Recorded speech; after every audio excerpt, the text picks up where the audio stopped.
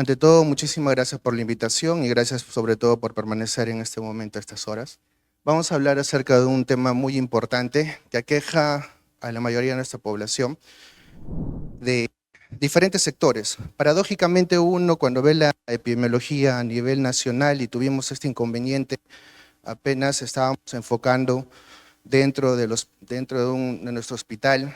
Actualmente tenemos una unidad de atención del paciente intoxicado 24/7, todas las horas, con ayuda de algunos de los colegas que incluso por ahí vi que labora con nosotros. En la epidemiología, como mencionaba, paradójicamente, uno pensaría pues que el contexto de la exposición a todos estos plaguicidas, específicamente organofosforados y carbamatos, es a nivel de la parte de sierra y de selva. Sin embargo, todo no va coherente en la actualidad, porque en la mayoría de los intentos suicidas o en la exposición crónica, uno de los principales usos de estos plaguicidas se ve involucrado. Entonces, cuando uno ve el mapa del Perú, pues va a ver de que la principal incidencia, prevalencia, se encuentra en nuestra costa. Cuando vemos lo que es organofosforado y carbamatos, ¿por qué lo vemos en la mayoría de los seminarios o de estos cursos? Porque conlleva mortalidad. La mortalidad y morbilidad. La mortalidad, cuando un paciente no es adecuadamente resucitado, reanimado, aproximadamente está dentro de los 60%. Es casi como si fuera un shock asociado a otras comorbilidades de manera indirecta. Y no solo ello, si no se recupera adecuadamente en esta reanimación, también va a conllevar a una morbilidad. El paciente va a tener neuropatía, va a tener contextos relacionados a la parte de la esfera mental y cognitiva. Entonces, este contexto es uno de los principales problemas dentro de la morbilidad. Ya que todos nosotros estamos acá en Perú y es uno de los principales problemas de Latinoamérica, englobemos este problema. Como sabemos, los diferentes esfuerzos que hacen nuestras políticas nacionales es tratar de mitigar el acceso inmediato a este tipo de plaguicidas. Entonces, por ejemplo, Colombia hace sus esfuerzos. Colombia realiza lo que viene a ser, ahí lo voy a colocar un poco en problemas, me gusta muy poco, es importante que Colombia mejora sus leyes. ¿Y qué va a pasar con estos tipos de plaguicidas? Pues van a virar a sus fronteras. Entonces nosotros tenemos que estar involucrados en lo que está ocurriendo en Colombia. Y cuando uno piensa que solo un paciente va a venir expuesto a un órgano fosforado, no es así. Porque las plagas que está dirigido estos plaguicidas, organofosforados y carbamatos, comienzan a ser bastante resistencia. Entonces el humano, ¿qué hace? Mejora este contexto. Ya no es un órgano fosforado, sino le ha agregado más un hidrocarburo. Hay resistencia de las plagas, le comienza a colocar un elemento adicional que es deleterio para la salud. Entonces van mejorando sus leyes en países aledaños y todos comienzan a migrar a lugares donde tienen problemas políticos, donde los presidentes son encarcelados casi, ¿no?, muy frecuentemente. Y entonces ahí ingresan estos productos a muy bajo costo y se expresa en la población. Entonces, dentro de la cúspide del problema es que ataca al sistema nervioso central, tanto en la parte central como la parte periférica. Y la expresión clínica está resumida en esta imagen que para unos podrían verlo tan cómica. Sin embargo, es como viene el paciente. Es la máxima expresión de esta intoxicación. Todos los xenobióticos, o mordedura de serpiente o animales de ponzoña, tienen un punto de ataque dentro del cuerpo, pero todos estos xenobióticos, estas drogas, estas intoxicaciones, siempre tratan de expresarse a la parte neurológica. Todas, es como si fuera su fin, deteriorarlo o llevarlo a la excitación y al final al colapso. Para este contexto, antes de llegar al deterioro neurológico, comienza a manifestarse por episodios y el paciente comienza a tener puntos en los cuales la parte cardiovascular va a comprometerse. La parte de lo que vienen a ser todas las glándulas, como se mencionan, todas las glándulas lloran. Acá está llorando las glándulas lagrimales, hay sudoración, hay broncorrea, pero esta broncorrea no es una broncorrea como que vamos a comer acá un pollito y se nos sale un poco de la saliva. Es una condensación de las secreciones y un aumento de ellas importantísimo que el paciente los va a asfixiar. Luego de ello, el paciente va a tener incontinencia urinaria, ¿no? Y otras con relajación de esfínteres, y la parte de los órganos más importantes va a ser la parte del corazón y la parte cerebral que se va a expresar con convulsiones. Entonces es un escenario complejo. De lo didáctico pasemos a tratar para poder identificar cómo está yendo actualmente el escenario de tratamiento de estos pacientes. Y vamos a esta escena cotidiana que cuando uno se va tanto para el norte o para el sur, es lo que logramos ver al costado de la carretera, ¿no? A la mayoría de nuestros compatriotas tratando de mitigar las plagas en un contexto crónico, en un contexto de exposición importante, pero sin las medidas de bioseguridad. Tan rudimentarias, tal vez con este proceso que tratando de mitigar el gasto, comienzan a entrar productos que nosotros, dentro de nuestra legislación, se ven vulneradas. Y como mencionábamos, este paradójico contexto actual que viene a ser el involucrado en la autólisis o las ingestas accidentales o una exposición aguda en un contexto de producción de estos xenobióticos, ¿no? Entendiéndose que son cualquier sustancia química. Por ejemplo, esto es un caso referido, teniendo en consideración que algunas han sido modificadas de las variables, no necesariamente está dirigido, pero tenemos que representarlo. Es un paciente femenino de 15 años, estudiante de tercero secundaria, componente familiar, vive con hermana mayor y madre, y el familiar refiere encontrarla en su habitación, con pérdida del estado de alerta, con secreciones por boca, sudorosa, con presencia de un vómito, sin referir características, y junto a ella encontró un frasco. Es la información con la cual va a venir el familiar, el prehospitalario, con ustedes, acá, o en el serum, o en ese 10 puntos donde van a ir todos ustedes.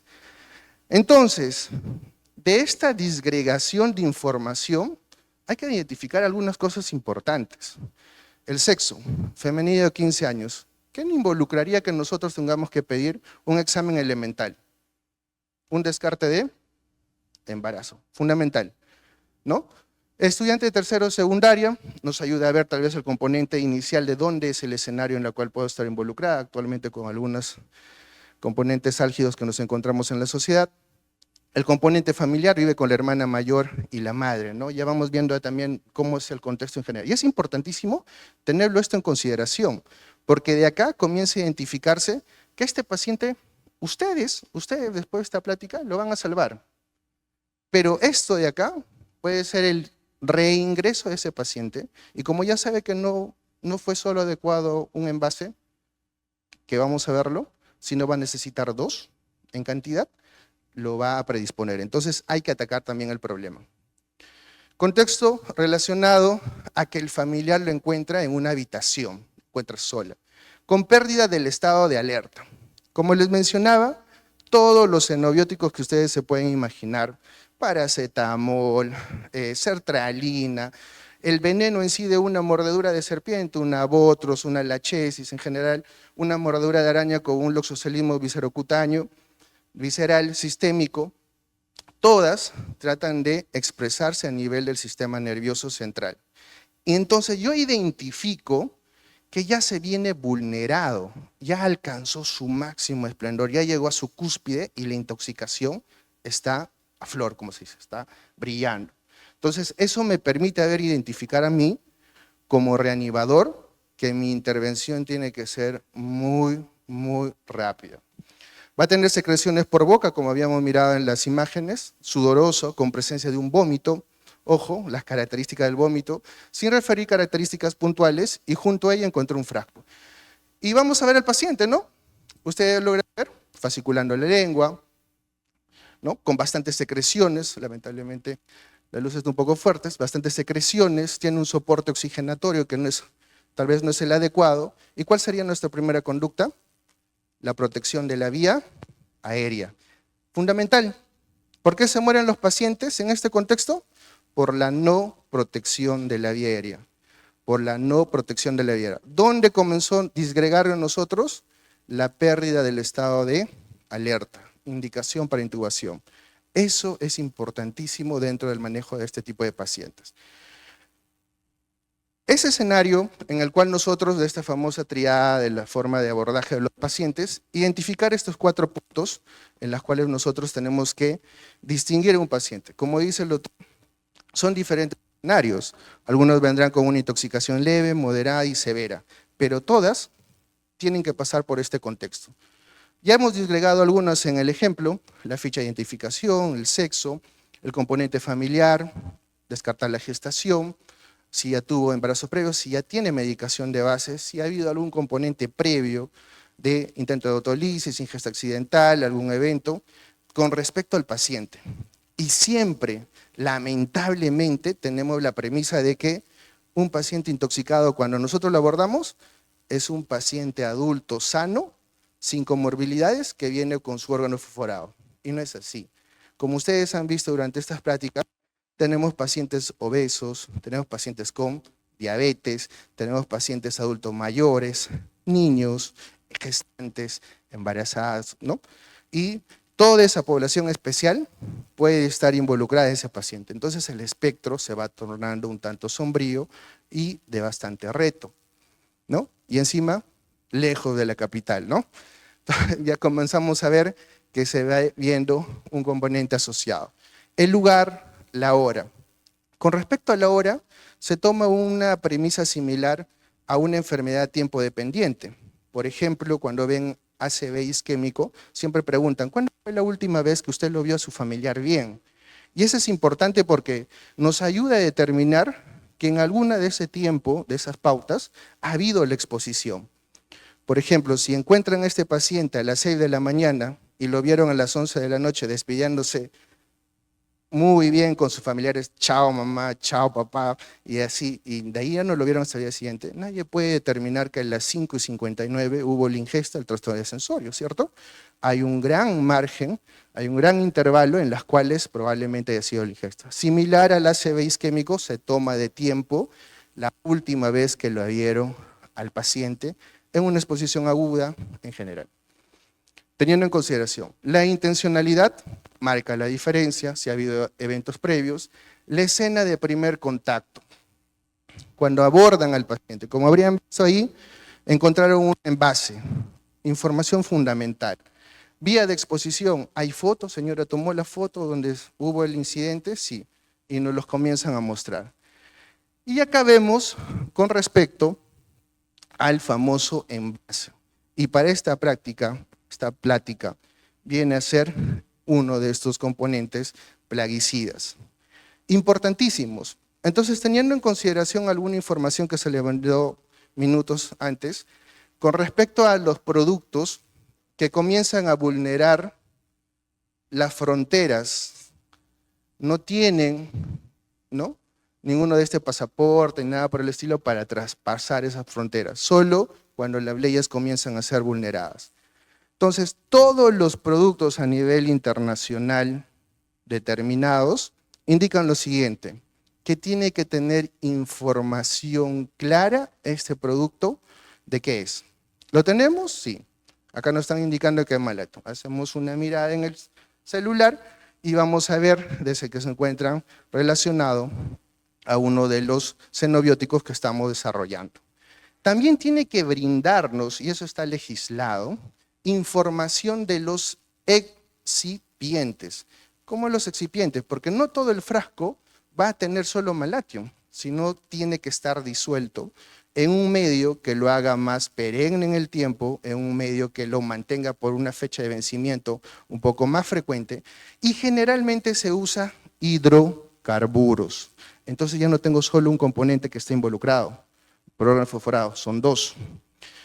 Y si realmente ese frasquito cambia de nombre y yo lo valoro y de pronto dice exterminador, ¿no? Como hay varias marcas, ¿no?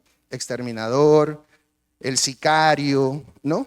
Marcas que nos llaman mucho la atención y al final esas ya no solo son un solo componente como órgano fosforado, carbamato, hidrocarburo, sino ahora están con fosfuro de zinc.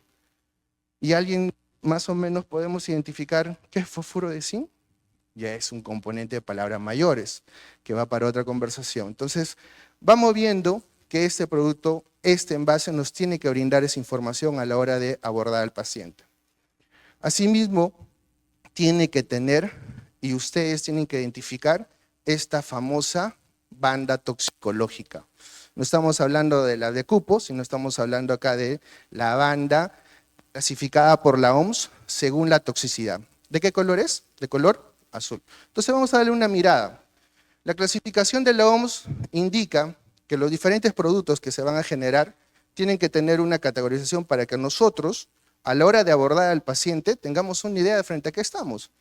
Y si lo vemos de color azul, nosotros vamos a ver ligeramente peligroso. ¿Y qué vamos a hacer? Señora, tranquila, todo va bien.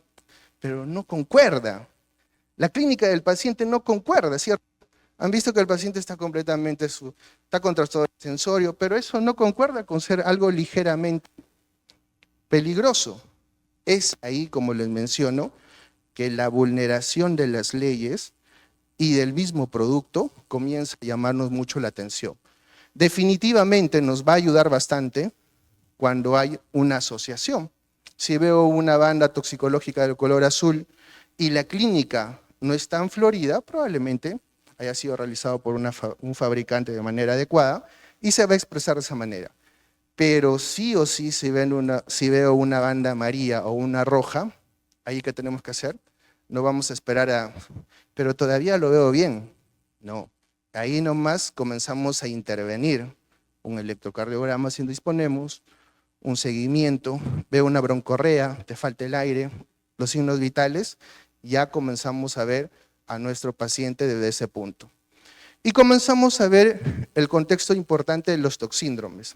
Y referido a la imagen, todas las glándulas lloran, el corazón y el cerebro va a manifestar disfunción. ¿Cómo es el tratamiento o el abordaje? Teniendo en consideración este escenario, que todos nosotros estamos valorándolo, siempre hay que hacer una revisión primaria. Ese paciente va a entrar a una observación, ese paciente no puede ser, lo veo bien, le hago un lavado, y ahí vamos a hablar un poco también del lavado, ¿no? O carbón activado. ¿Alguien ha hecho lavado gástrico?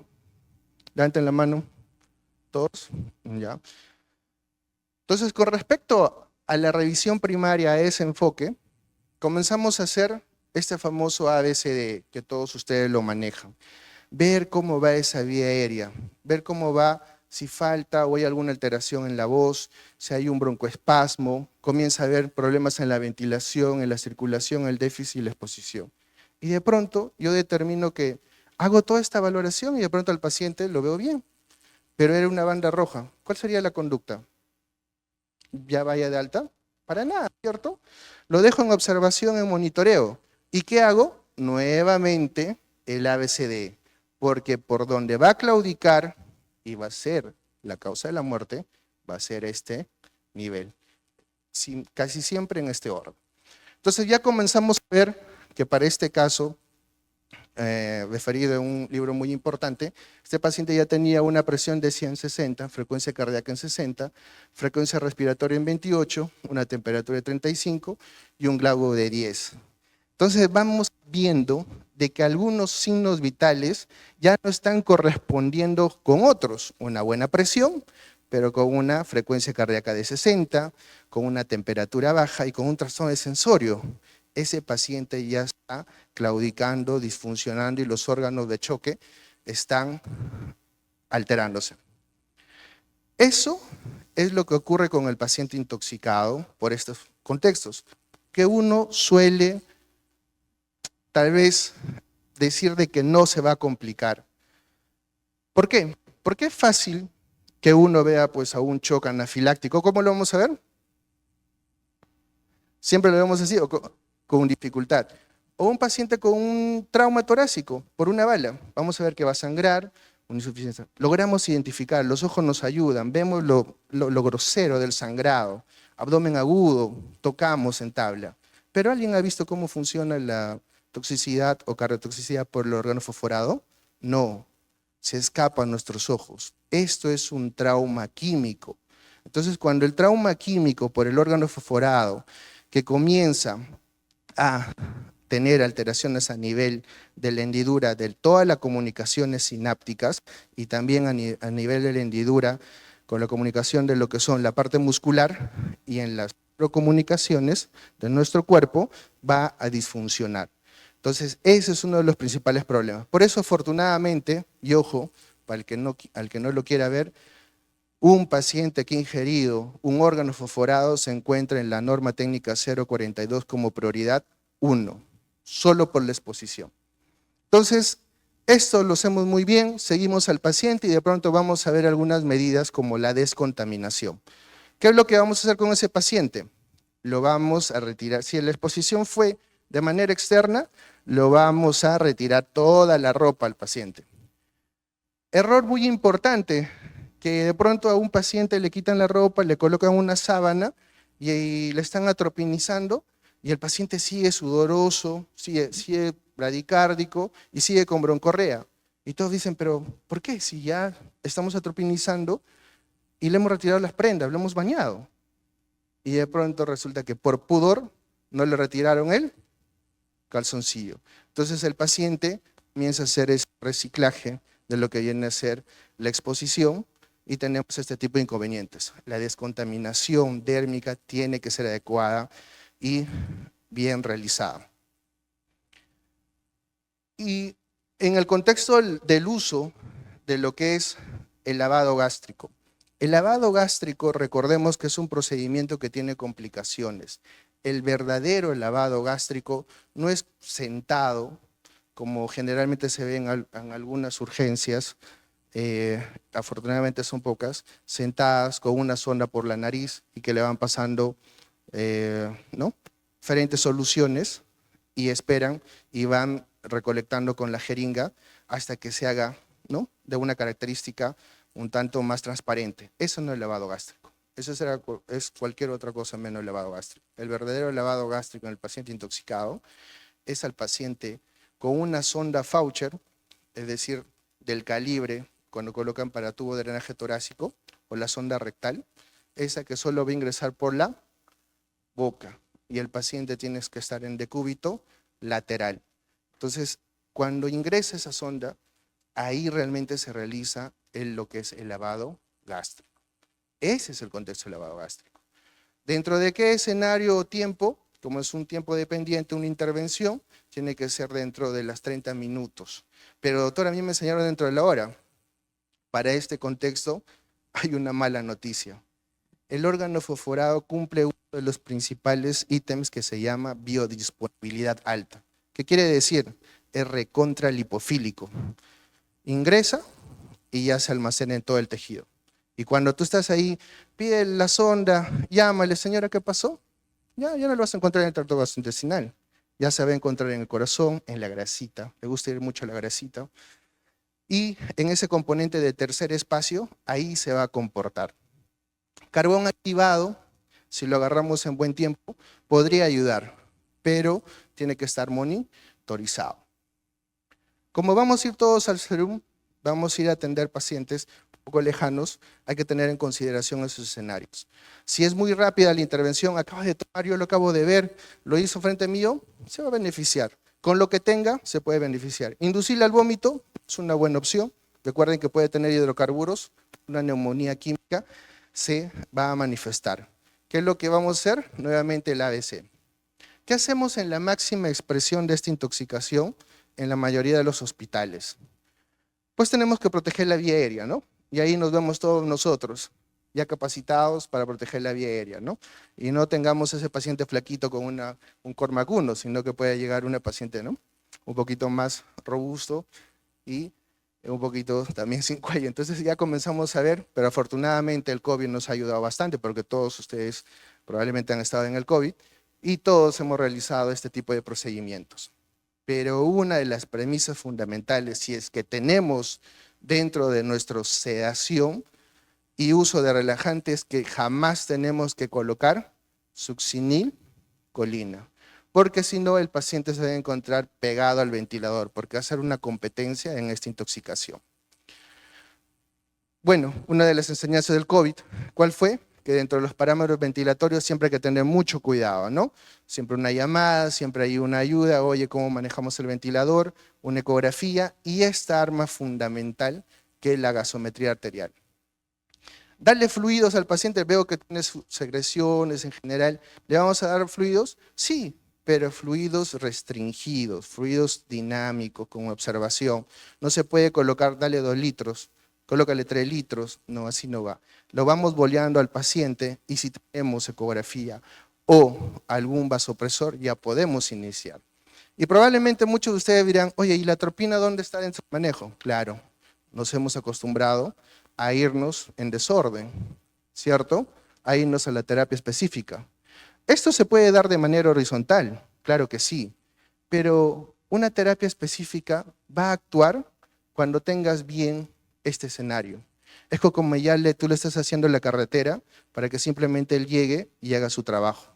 Pero si de pronto tú le colocas ahí atropina pensando, luego le das atropina, hay cardiotoxicidad, comienza a haber arritmias, y uno dice, pero si le he dado el antídoto, y comienza a generar. Y recordando que la atropina no es el antídoto, por si acaso, como lo vamos a ver. El paciente puede convulsionar, y uy, convulsiona. ¿Qué le darían ustedes? ¿Fenitoína? Han utilizado fenitoína, ¿no? Ah, yo escuché fenitoína alguna vez. Lo cargamos con fenitoína, le damos su bolo de fenitoína y de pronto el paciente sigue convulsionando y convulsiona muchísimo más. Para este caso, para todas las convulsiones, por cualquier xenobiótico que ustedes se puedan imaginar, está proscrito el escenario de la fenitoína. Acá es pura benzodiazepinas. El arma fundamental que afortunadamente todos lo tenemos en el penumen hasta el último lugar, en el último puesto son las benzodiazepinas. Ya sepan 10 miligramos, forma de administración como ustedes la pueden brindar, es ideal. Ojo importante nuevamente, indico las benzodiazepinas. Todos los hospitales, todos los centros, todos los puestos lo tenemos. Y la exposición, mientras vamos trabajando en general, ¿no? Como es un tratamiento horizontal, vamos viendo a este. Y tiene grado de evidencia, así como cuando ven el infarto, ¿dónde está el grado de evidencia? Pues acá está escrito el grado de evidencia. ¿Por qué los pacientes mueren? Por falta de protección de vía aérea. Y tal vez también por este contexto.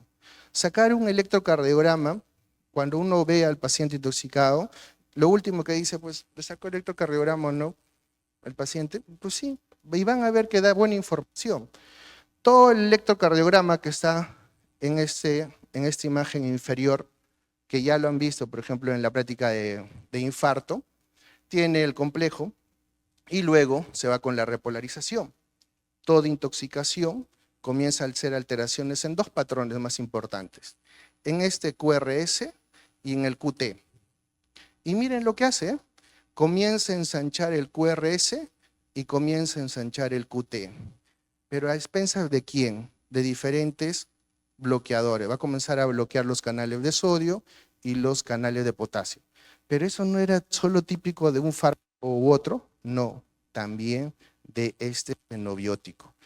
Entonces el paciente va a colapsar de 2 maneras, por una disfunción cardíaca, va a ser alteraciones de ritmo, isquemia miocárdica, disfunción del ventrículo izquierdo, compromiso valvular, y la disfunción valvular, como hemos visto ahorita en el shock anafiláctico, la presión se va a caer y los vasos sanguíneos va a colapsar. Entonces, importantísimo identificar cuánto es la medición del QRS, ¿se acuerdan? Hasta 120 milisegundos, ¿no? O sea, 0.12.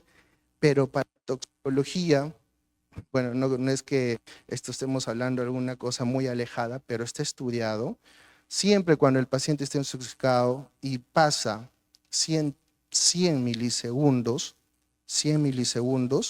el paciente va a estar predispuesto a la convulsión. Va alargándose un poco más ese QRS y luego el paciente va a hacer arritmia. Es decir, el electrocardiograma te está dando información, te está diciendo, doctor, si esto sigue aumentando, va a convulsionar. Y si sigue aumentando, vas a tener una arritmia que no vas a sacarlo en una posta o un centro de salud.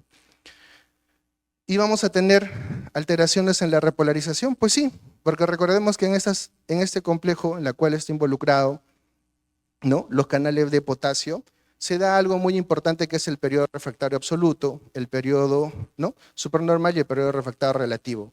Y después de un latido, ¿qué sigue? Pues otro latido. Y cuando cae ahí el estímulo y este sigue prolongándose, comienza a alterarse, ¿no?, comienza a alterarse el electrocardiograma y viene otro latido y de pronto viene tu arritmia. Y ahí todos comenzamos a intoxicarnos por hora fosforada porque vamos a estar sudando, ¿cierto? Y mira, de este de acá atrás que tú ya tenías, ya te estaba avisando ya el electrocardiograma. Me estoy alargando, dame un tratamiento y ¡pum!, ahí viene. Y comienza a hacer la arritmia. ¿Y cuál es este tipo de arritmia, por ejemplo? Una bien conocida, una torsada de Point, o una torsada de Point. ¿Cuál es el tratamiento? Sulfato de magnesio. Efectivamente, cuando el paciente está estable, pero cuando el paciente está inestable, ¿qué le vamos a dar? ¿Vamos a hacer una cardioversión? No, es una desfibrilación en caso de inestabilidad. Y si está estable, un sulfato de magnesio. O sea, no solo era dar atropina, para nada. Tienes que tener en consideración todo esto que se te va a venir. Doctor, pero yo solo voy a estar tan solo para el lavado gástrico y alguna otra medida. No, tiene que estar preparado para esto. ¿Tienes sulfato de magnesio? Sí, tienes sulfato de magnesio, porque vas a tener preeclámpticas también en tu puesto y en tu centro de salud. Entonces dispones del armamento. No te puedes eximir de este procedimiento. Y así vamos a ver que las diferentes alteraciones nos va a acompañar en este tipo de pacientes y más si comenzamos a tener. Entonces, cuando nosotros intervenimos, ustedes lo van a realizar, tienen que pensar en ello. Así como si se colocaran su mascarita de Tony Stark, comiencen a identificar desde la punta de la cabeza hasta el punta del pie, qué es lo que va a ocurrir, dónde se va a atacar, qué cosa se puede expresar y cómo yo voy a tener que intervenir. Y dentro de ello, todo lo que va a salvar a mi paciente va a ser este famoso ABCDE. Entonces, tengo al paciente adecuadamente reanimado. Pero me comenzaba a hablar acerca de ese QRS que comenzaba a aumentar, que comenzaba a ensancharse. ¿Cuál es el tratamiento de ese QRS que comenzaba a ensancharse? Se le administra bicarbonato de sodio. El bicarbonato de sodio, sí, cuando ya comienza a aumentar ese esos 100 milisegundos, ya comienza a ser y va aumentando, le tengo que brindar bicarbonato de sodio a esta dosis. ¿Quién lo dice? La American Heart. De 1 a 2 mil equivalentes por kilo dosis que se administran en 2 minutos y luego le dejas una dosis de mantenimiento. Tienes que tener en consideración algunos escenarios, sobre todo que no te vayas ahora a este problema importante que se ha brindado, lo que viene a ser las alteraciones electrolíticas, pero tienes que mantenerlo al vida. Entonces, reanimar al paciente intoxicado no solo de atropina, sino afortunadamente con lo que han estado viendo en el curso, también a estar involucrado en lo que viene a ser la administración de bicarbonato de sodio dentro de ellas. Ok, el electrocardiograma afortunadamente nos salió normal para ese contexto. Si podemos utilizar carbón activado, lo vamos a brindar. ¿Alguien ha utilizado carbón activado de ustedes? ¿O ha visto el carbón activado?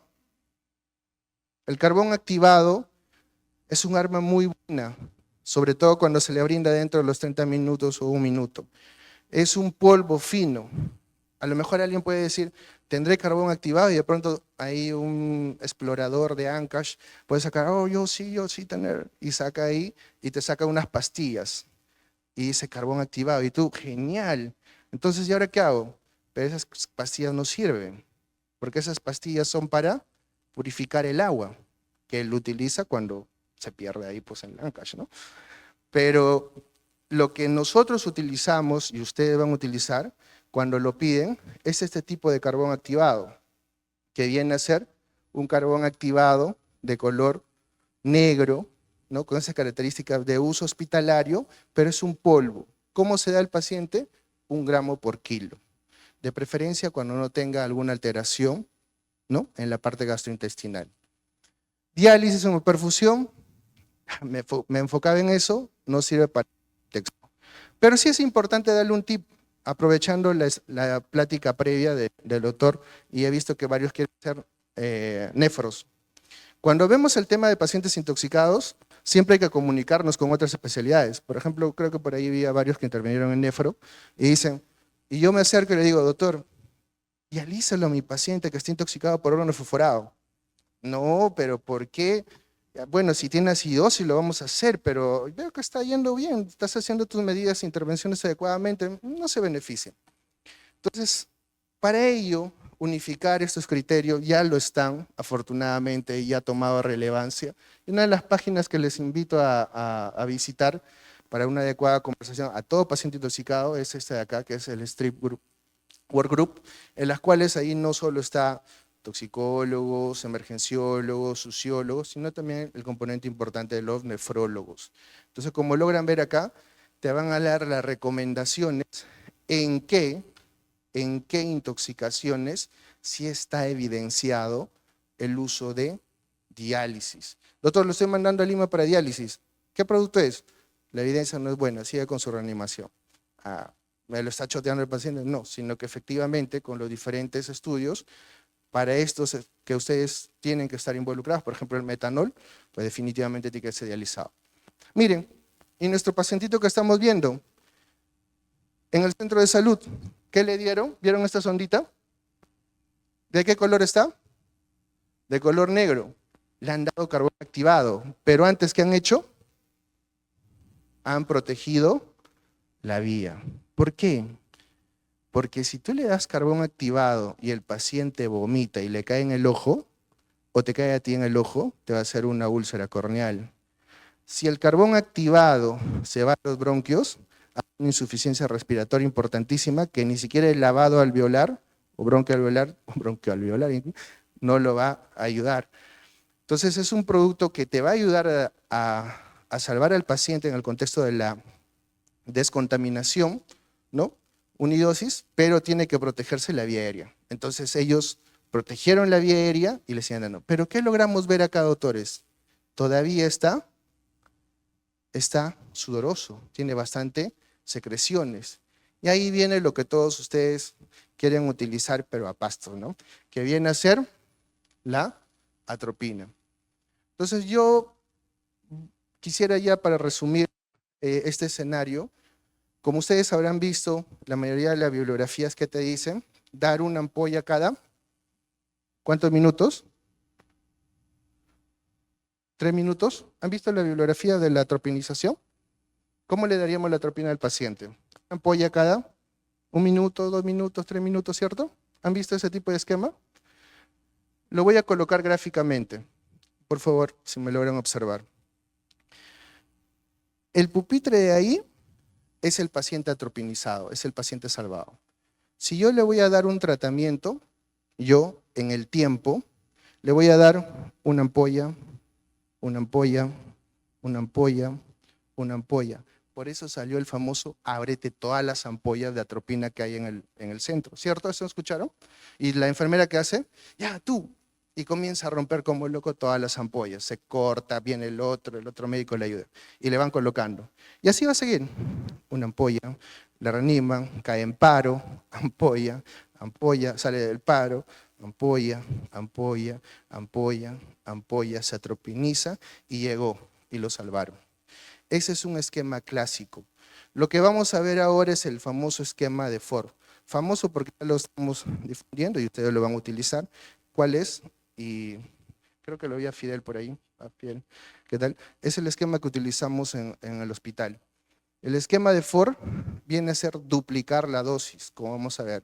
Minuto 0, le damos una ampolla. Al minuto no 5, sino al minuto 2 o 3, según la mejor valoración, duplicamos 2. ¿No mejora, no atropiniza? 4. 8. Y ahí llegamos a la atropinización. Ya no vamos en ese periodo de tiempo lento. Y así vamos duplicando. Minuto 1, minuto 3 o minuto 2. Y vamos duplicando dosis 1, 2, 4, 8, 16. Para el ejemplo hipotético, un total de atropinas de 31. ¿Ok? Listo. ¿Con eso qué logramos en el paciente? En el paciente logramos salvarlo con este famoso contexto que atropinización. ¿Qué cosa estamos eliminando? Las causas de muerte. ¿Cuáles? Que la presión esté menor de 80, que la frecuencia cardíaca esté menor de 80 y sobre todo que la broncorrea desaparezca. Eso es lo que mata al paciente. Entonces con la tropinización bloqueamos todo y obtenemos eso de acá. En algún momento, probablemente muchos habrán dicho, no, yo me guío por las pupilas. Para nada, para nada. Acá todo viene a ser la auscultación, la frecuencia cardíaca y la presión arterial sistólica. ¿Ok? Listo. Y la axila seca no son los principales parámetros. ¿Ok? ¿Y ahí terminamos el trabajo? No, ahí no terminamos el trabajo. Pero ¿cómo? Lo tropinizo, pero ya cumplí.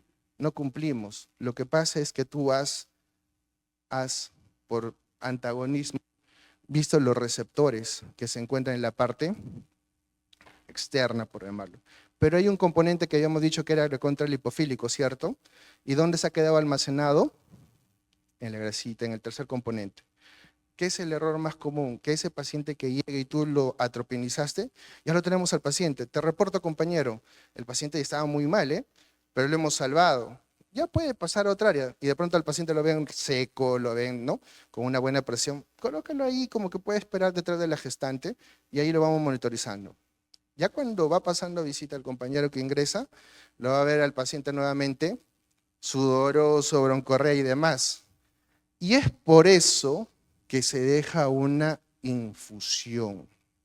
Y la infusión de la atropina, ¿en qué me voy a basar? ¿En algo al azar? No. Para el ejemplo, para llegar a la atropinización era 31 miligramos, ¿cierto? Entonces se deja el 10%. 31 miligramos el 10% sería 3.1 miligramos por hora. Se deja en infusión. Y ahí le pones en problemas a la enfermera, ¿no? Dices, quiero 3.1 miligramos por hora. ¿Qué tiene que hacer la enfermera? Tendrá que abrir varias ampollas, llevarlo a su volutrol si no lo tiene y tratar de llegar a esa forma de administración. En el hospital con bomba de infusión. ¿Y cómo se va a utilizar esto? Se va a utilizar como si fuera un vasopresor.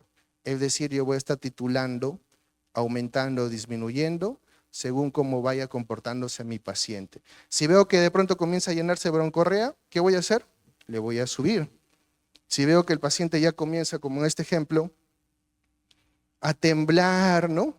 Comienza a agitarse, ¿qué cosa es lo que he hecho? Me he pasado de una intoxicación a otra intoxicación, que viene esa intoxicación por atropina. ¿Qué es lo que tengo que hacer? Suspender la infusión por 30 minutos. Y lo que mencionábamos, si el paciente que le estoy dejando la infusión sigue con esos datos, comienzo a titularlo, comienzo a aumentar la dosis, y si aún así con esa nueva dosis que le doy no mejora, entonces tengo que hacer una nueva atropinización. Y para este contexto nuevamente, 1, 2, 4, 8, se atropiniza con 15. ¿Y la dosis de infusión cuál será? La previa más el 10%, es decir, 1.5 más 6.2. El paciente te está pidiendo para la intoxicación cuánto le vas a administrar. Ah, esa es la forma de atropinización. Y ahí muy bien. Y el verdadero antídoto, que es una solicitud de todos a gritos, y es la parte del ministerio que tiene que estar involucrada también en ello, viene a ser la pralidoxima o la vidoxima. Ya saben que viene una cadena de frío. ¿Quién debería brindarnos todo eso? ¿El Estado? No, las grandes empresas que traen los productos. ¿Y dónde deberían estar? En los lugares donde hay mayor incidencia y prevalencia. Las recomendaciones de la OMS, ustedes van a tener acceso a la presentación, la pueden ver ahí cuando lo dispongan, y obviamente una valoración conjunta. Oiga, doc, no me acuerdo cómo fue la tropinización, ¿nos puede llamar? Claro, ahí llamas a la unidad, al 13331, y ahí te podemos guiar. Pero ahí quedó todo, no quedó todo. Doctores, el síndrome intermedio. Tú le dices al paciente, lo salvaste al paciente, y de pronto le dices, por favor, puede levantarse de su cama, y el paciente tiene debilidad muscular generalizada. ¿Y qué hay que prevalecer? Que en la protección de la vía aérea también hay que verla. La neuropatía retardada, el paciente lo salvaste lo que viene a ser el síndrome intermedio, pero por ese producto tan deleterio cuya concentración no fue realizada por una fábrica estandarizada, el paciente joven, que es la principal epidemiología, pacientes jóvenes en edad de trabajo, ¿no? En general, miren cómo se comporta. Una neuropatía funesta, propia de lo que viene a ser la intoxicación por órganos fosforados. ¿Cuál es el tratamiento? Se solicita afortunadamente por valijas o lo que viene a ser convenios nacionales, se dispone de difenhidramina y se da el tratamiento con 50 miligramos cada 24 horas, dividido en 2 a 3 dosis, y 1 miligramo por kilo en niños. Es muy bueno, mírenlo ustedes. Tercer día. Va muy bien. Entonces, el componente en general no es solo lo que viene a ser atropina. Atropina está por acá. Atropina. Como el doctor mencionaba, ¿y qué pasa si es alérgico a la atropina? ¿No? Porque es una buena pregunta. ¿Qué pasa si es alérgico a la atropina? Entonces, hay otros mecanismos por los cuales tú lo puedes dar. Acá hemos visto, por ejemplo, el sulfato de magnesio que le va a llevar una arritmia, la atropina, pero el glicopirrolato también está involucrado dentro del tratamiento. Acá está el glicopirrolato, si no se encuentra atropina o es alérgico a la atropina. Adenosina es una buena opción para las convulsiones, va yendo, ¿no? Diazepam y otras de ellas que es actualmente. Acá vemos lo que es el verdadero antídoto, las oximas, el sulfato de magnesio que hemos hablado. Y algo muy importante, que ahorita está en boga, la N-acetilcisteína, tanto en infusión por la vena como vía oral. 200 cada 24 horas, cada 8, no, son dosis mayores. Generalmente 800 cada 8 horas. Y esa neuropatía mejora, porque el mecanismo de acción involucrado es un gran estrés oxidativo. Entonces son las opciones en las cuales estaba mejorando actualmente. Bueno, información pueden ingresar a esta página, asociado también a lo que viene a ser la revisión de la diapositiva. Muchísimas gracias. Gracias.